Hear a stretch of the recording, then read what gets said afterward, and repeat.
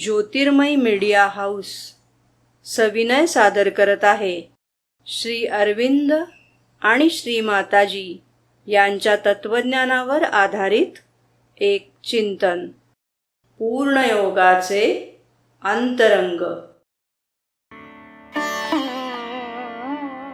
नमस्कार. आपण नेहमीच ऐकतो की एक चांगला माणूस म्हणजे एक नैतिक माणूस. पण श्री अरविंद इथे एक असा विचार मांडतात जो सुरुवातीला आपल्याला थोडा गोंधळात टाकू शकतो. त्यांच्या मते आध्यात्मिक जीवनाचा पाया नैतिकतेपेक्षा पूर्णपणे वेगळा आहे. इतकंच नाही तर तो अधिक उच्च आहे. आज आपण हाच विचार नेमका काय आहे हे समजून घेणार आहोत. नक्कीच. तर सुरुवात याच मूलभूत विचारांनी करूया. श्री अरविंद म्हणतात की जीवनाचा खरा पाया आध्यात्मिक असावा, नैतिक नको.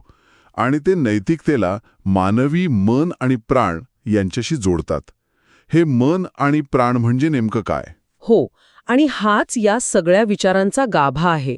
म्हणजे बघा, श्री अरविंदांच्या मते आपलं जे सामान्य जीवन आहे ते मन म्हणजे आपले विचार, कल्पना, आणि प्राण म्हणजे आपल्या भावना, इच्छा, आकांक्षा. अच्छा. हो, ह्या स्तरावर चालतं. आणि नैतिकता म्हणजे काय चांगलं काय वाईट याचे जे काही नियम आहेत ते याच मानसिक आणि भावनिक स्तरावर काम करतात. म्हणजे तिला एक मर्यादा आहे. अगदी. ती समाजाला एकत्र ठेवायला आवश्यक आहे, पण ती चेतनेची सर्वोच्च अवस्था नाही. एक मिनिट, पण हा विचारच खूप वेगळा आहे, कारण आपल्याला तर लहानपणापासून नैतिक वागायला शिकवलं जातं. बरोबर. मग याचा अर्थ असा घ्यायचा का की एखादी आध्यात्मिक व्यक्ती अनैतिक असू शकते? नाही, आणि हाच सर्वात महत्वाचा मुद्दा आहे. श्री अरविंद असं अजिबात म्हणत नाहीत.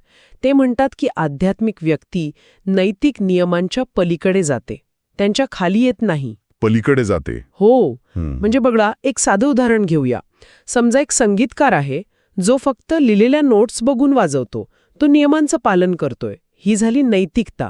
बरोबर. पण जो संगीतकार त्या नोट्सच्या पलीकडे जातो आणि स्वतःच्या अनुभूतीतून आतून स्फुरलेलं संगीत वाजवतो, तो आध्यात्मिक पातळीवर आहे. त्याची कला जास्त उच्च आहे, स्वतंत्र आहे. वा, हे उदाहरण खूपच सोपं करतंय सगळं.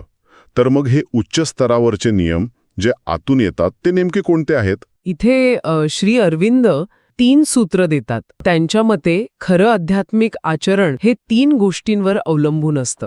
अच्छा. 1. ईश्वराशी असलेलं तुमचं ऐक्य. 2. दिव्य चेतनेमध्ये राहणं.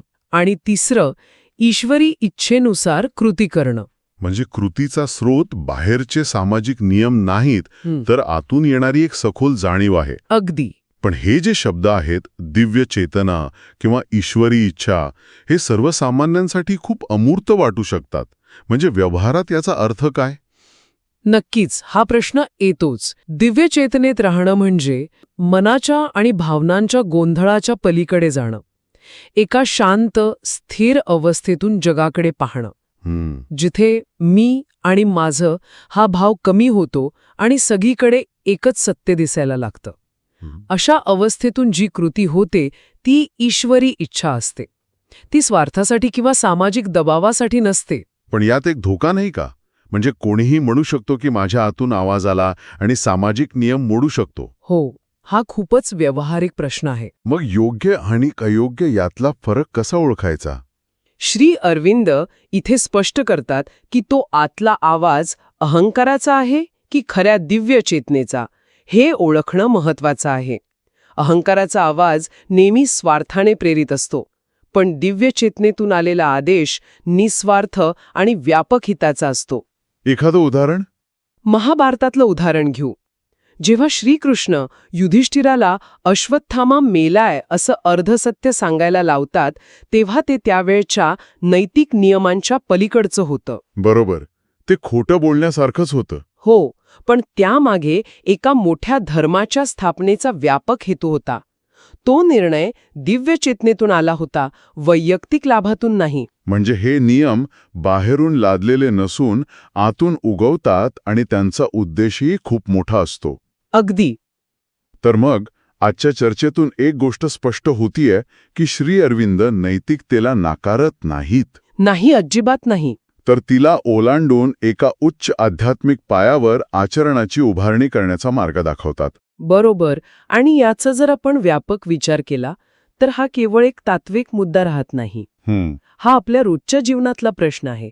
आपल्या प्रत्येक कृतीमागे आपली प्रेरणा काय आहे? ती प्रेरणा बाहेरच्या सामाजिक नियमांचं दडपण आहे की आतून येणारी आध्यात्मिक जाणीवेची ओढ आहे? आणि याच विचारासोबत आपण आजची चर्चा संपवूया.